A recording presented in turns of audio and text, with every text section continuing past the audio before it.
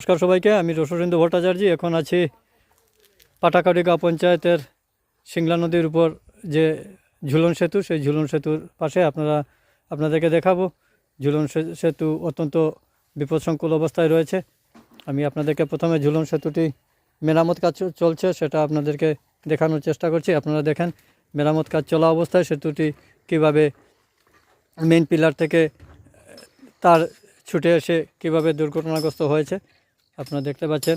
বিস্তীর্ণ এলাকার একমাত্র যোগাযোগের ব্যবস্থা হচ্ছে এই ঝুলন সেতু দিয়ে সিংলা নদীর ওপারের প্রায় চার পাঁচটি গ্রামের কয়েক হাজার জনগণকে বা স্কুল পড়ুয়াদেরকে নিত্যদিন এই সিংলা নদী পার হয়ে যেতে হয়। ভরসা একমাত্র এই ঝুলন সেতুটি। কিন্তু আপনারা দেখতে পাচ্ছেন ইদানিং মেরামত কাজ চলা অবস্থায় ঝুলন সেতুটি কীভাবে মেইন পিলার থেকে চেইন ছুটে গিয়ে কীভাবে বেঁকে পড়েছে এবং বর্তমানে যোগাযোগ ব্যবস্থা সম্পূর্ণরূপে স্তব্ধ হয়ে পড়েছে। যতটুকু খবর পাওয়া গেছে 2023-24 বর্ষে পাটাকাটি গাঁও পঞ্চায়েতের 15 ফাইন্যান্সের যে তহবিল আছে সেই তহবিল থেকে দুই পর্যায়ে ফেজ 1 এবং ফেজ 2 মিলিয়ে প্রায় 10 লক্ষ টাকার মতো এই ঝুলন সেতুটি মেরামতের জন্য বরাদ্দ করা হয়েছিল। মেরামত কাজও শুরু হয়েছিল, কিন্তু কাজ কতটুকু কী হচ্ছে সেটা অনুমান করা যাচ্ছে না, কারণ এই প্লেটগুলো সম্ভবত নতুন লাগানো হয়েছে। পুরনো প্লেটগুলো যে খবর তথ্য পেয়েছি, পুরনো রডগুলো যে প্লেটগুলো ছিল সেগুলো নাকি গাঁও পঞ্চায়েত অফিসে নিয়ে রাখা হয়েছে, সেখানে নাকি অকশন করা হবে। যাই হোক, সেই ব্যাপারটি এখনও আমরা তলিয়ে দেখিনি, যাচাই করিনি, কিন্তু ইতিমধ্যে রয়েছি এই ঝুলন সেতুটিতে। আপনারা দেখতে পাচ্ছেন সেতুটি কীভাবে দুমড়ে মুচড়ে পড়ে আছে এবং যোগাযোগ বিচ্ছিন্ন হয়ে গেছে।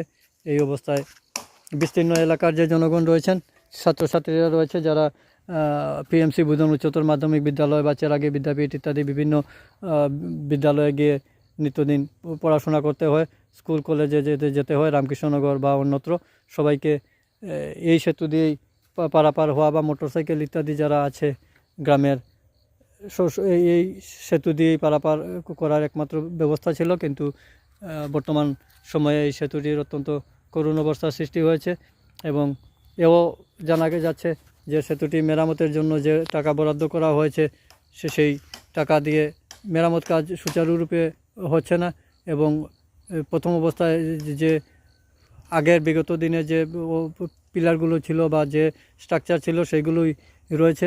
শুধু কিছুটা চেইন বা এই প্লেটগুলো দেখা যাচ্ছে বদলানো হয়েছে, কিন্তু মূল পিলারটি দুর্বল থাকায় পিলার থেকে চেইন ছুটে গিয়ে এইভাবে মারাত্মক একটি অবস্থা ধারণ করেছে। এখান থেকে সেই পুলটি যেদিন বেঁকে পড়েছিল আচমকা, তখন একজন ব্যক্তিও নাকি নদীতে পড়ে গিয়েছিলেন, যিনি এই তৎক্ষণাৎ সময়ে সেতু দিয়ে পার হয়ে যাচ্ছিলেন।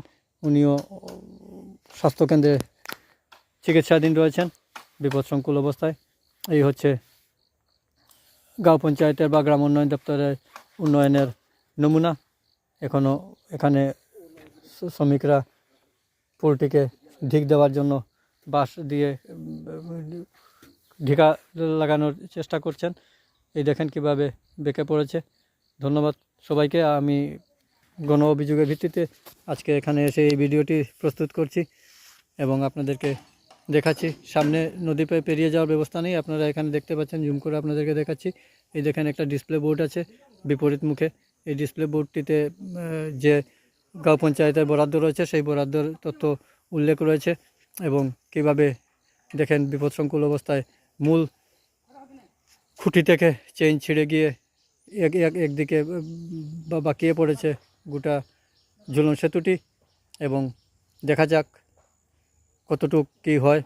যে সংস্কার কাজের জন্য যে 10 লক্ষ টাকা প্রায় ফার্স্ট এবং সেকেন্ড ফেজে গাঁও পঞ্চায়েতের 15 ফাইন্যান্সের তহবিল থেকে বরাদ্দ করা হয়েছে, সেই তহবিলের এখানে সঠিক বাস্তবায়ন হয় কি না, আমি এই সেতুটির মেরামত কাজ দেখভালের সঙ্গে যারা যুক্ত রয়েছেন ওনাদের সঙ্গেও যোগাযোগের চেষ্টা করব, ওনাদের মতামত নেওয়ার চেষ্টা করব এবং আশা রাখব যে যারাই এই সব মেরামতির কাজের সঙ্গে যুক্ত আছেন বা জিপি কর্তৃপক্ষের নিকট যাতে সুন্দরভাবে যে বরাদ্দ আছে সেই বরাদ্দ রাশির সঠিক ব্যবহার করে এখানে যেন সেতুটিকে সুন্দরভাবে পুনরায় তৈরি করে দেওয়া হয়, যাতে বিস্তীর্ণ এলাকার জনগণ, ছাত্রছাত্রী বা মুমূর্ষু রোগী যারা আছে ওনাদের যাতায়াতের সুন্দর ব্যবস্থা হয়।